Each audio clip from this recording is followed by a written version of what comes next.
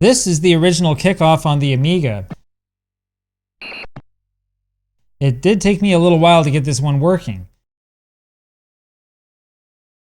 But let me tell you, it was worth all the hassle. This is an absolutely fantastic football game, especially for the late 1980s, and it was obviously extremely influential.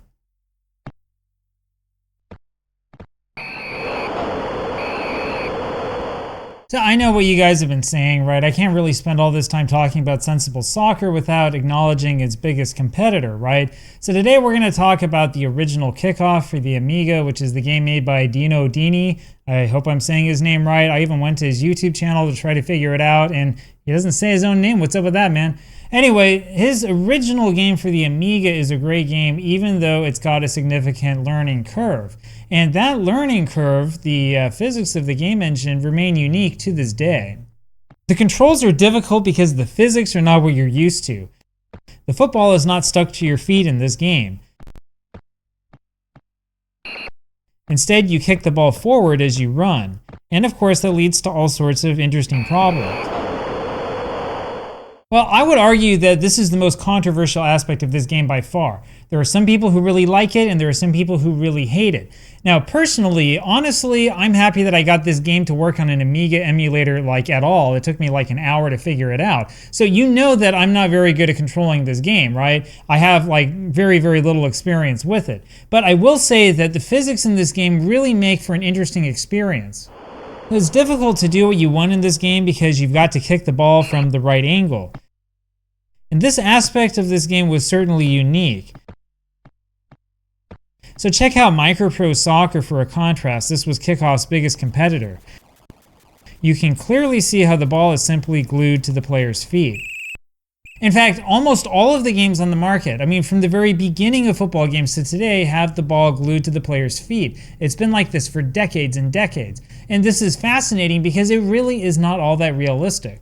While Sensible Soccer takes a little bit of inspiration from Kickoff, the ball is glued to the player's feet for the most part. The glue to the feet is obvious in games like World Cup Soccer on the NES.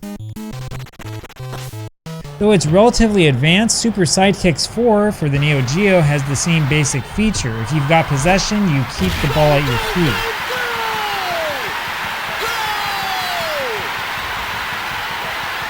And International Superstar Soccer works the same way.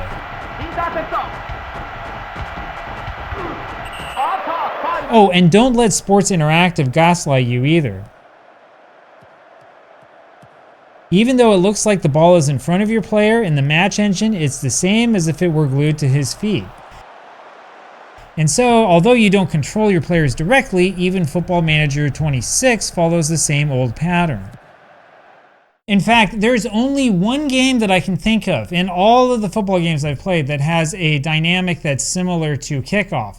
And you'll never guess which game this is.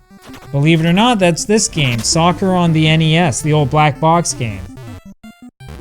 There are so many problems with this game that I really don't know where to begin. However, you actually kick the ball forward instead of having it stuck to your feet. And honestly, it's a welcome change. Now, the other thing that makes Kickoff a challenge is the speed. This game plays extremely quickly and can catch you off guard when you're not expecting it.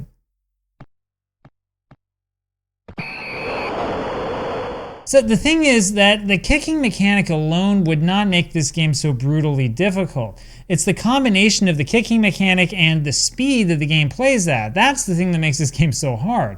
So while you're trying to figure out the physics of the game, you're also trying to keep up with the pace of play. That is no easy task. And I'm pretty bad, I'll admit that. Seriously, the speed in this game is impressive, especially for an Amiga game. Now, it's not quite as fast as the original Sensible Soccer, though it's close. And honestly, this game is plenty fast in my opinion.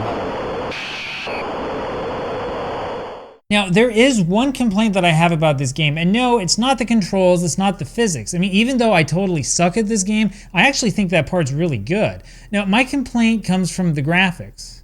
Look, I know that this is an Amiga game, and I'm not going to get my hopes up for the graphics. I mean, I know it's not going to look like International Superstar Soccer or whatever. But seriously, the screen should not be zoomed in this closely. I can never tell where my teammates are. Yeah, I know there's this map on the left, but the map looks like a total mess. I mean, I can't tell anything from a quick glance at the map. And it's really hard to look at the map when I've got all my attention paid to the physics of ball movement. That's the one thing that Sensible Soccer did better. I can see a lot more of the pitch in this game, even though the player sprites are smaller. I've said this over and over again on every one of my channels now, and I'm going to say it again. Gamers really don't care that much about games with huge sprites, especially sports games. I mean, if you're playing a football game, you need to be able to see the pitch. You need to be able to see what's happening in front of you and what's happening behind you.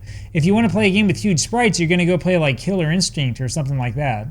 All in all, though, Kickoff on the Amiga is an awesome game. I really do highly recommend it. And if you check out pages that compile aggregate game reviews like Moby Games, you'll notice that the critics also loved the Amiga version. But I looked closer and I saw that there was also an NES version. And this is where it gets to be pretty interesting. Yeah, there was a Nintendo Entertainment System version of Kickoff. It came out in July 1992, which is significant because the Super Nintendo was already out by then. And this NES game is bad. Oh man, this game is bad. Look, I mean, just look at it. Like I said, this game came out on July 22nd, 1992. I'll repeat that. A game that came out in mid-1992 looks like this. I mean, what? Like, how do they publish an NES game in mid-1992 with Atari-level graphics? Well, this game looks bad, yeah, but it plays even worse than it looks. It's awful. So in fairness to the programmers, this emulated version is missing the part of the top and the bottom of the screen. But that doesn't excuse the fact that players slide across the entire screen when they try to make a sliding tackle. This game is nauseatingly fast. I seriously feel like I'm going to be sick. And that stupid camera is zoomed in so far that it has to move back and forth all the time, which only adds to my dizziness. And the thing is that the graphics are just not the worst part of this game. I mean, it's really, really bad. Your teammates are completely useless. You can't control your keeper, which of course is a real problem. He will dive the wrong way every single time, I guarantee it, no questions asked. And even the controls in the menu make no sense. According to the manual, you're supposed to be able to set players to mark certain opposing players, which is pretty cool. In my experience, though, pushing any of the buttons on this screen will just take you straight into the game. And it took me a while to figure out how to actually change the options in this screen. It's kind of hard to explain the menus because it's so screwed up. So like the up and down buttons in some of these menus will control like the top half of the menu. Left and right controls like the bottom half. So I'm sitting there like pushing up, down, left, right. I can't figure out what's moving anywhere. I mean, it's just totally ridiculous. I've never seen a game on any console or any computer or anything like that with a menu system like this. I mean, it's totally screwed up. Now, as you know, the NES has both an A and a B button. However, almost everything in this game is controlled by the A button. In theory, pressing B will make your player jump when the ball is in the air. The reality is that I can't even find where my player is whenever the ball's in the air. And this map is worse than ever. This game is an abomination, and this might be the worst football game on the NES. Now, the thing is that people tend to have short memories, and so, as you might already know, there was an attempt to revive Kickoff by Dino Dini about 8 years ago. And unfortunately, this one didn't go so well. So I suppose that Dino Dini is considered to be some sort of legendary game creator, though honestly, I hadn't really heard of him until I made this video. Anyway, back in 2017, he came out with this Kickoff Revival Edition for the PlayStation 4 and also for Steam, as you can see here. The reviews were negative overall, and support for the game ended after like 2 months or so.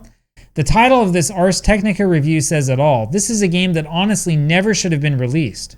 Anyway, it turns out that Dino Dini completely gave up on the project. Instead, he's been on his YouTube channel recording himself playing blues music, which is fine because I really like blues music, so he should do more of that. The thing about the revival version of Kickoff is that I couldn't even buy a copy of this game if I wanted to, and frankly, I'm really not interested in trying to get a copy through nefarious means, if you know what I mean. A lot of people do like the old Kickoff games, sure, but you can't just like slap something together and try to profit off of the old nostalgia. People don't just buy crappy games out of principle. And that is the lesson that Sports Interactive has been learning through FM26. Anyway, the old Amiga version of Kickoff is the real deal. I really like this game, even though I totally suck at it. But stay far, far away from the NES version. This port is ridiculously bad, and it just isn't any fun to play. Anyway, I'm going to get to Kickoff 2 before too long. We'll probably play Kickoff 3 as well, even though it's no good. Kickoff 2, though, is the game I know that most of you have talked about and have asked about. And I know that there's also like a Mega Drive, Super Nintendo version of that game and so on. I haven't played it yet, but I've looked at it, and it looks a lot better than that garbage on the NES. And you know what? Maybe by the time I make the Kickoff 2 video, I'll actually figure out what I'm doing. Who knows?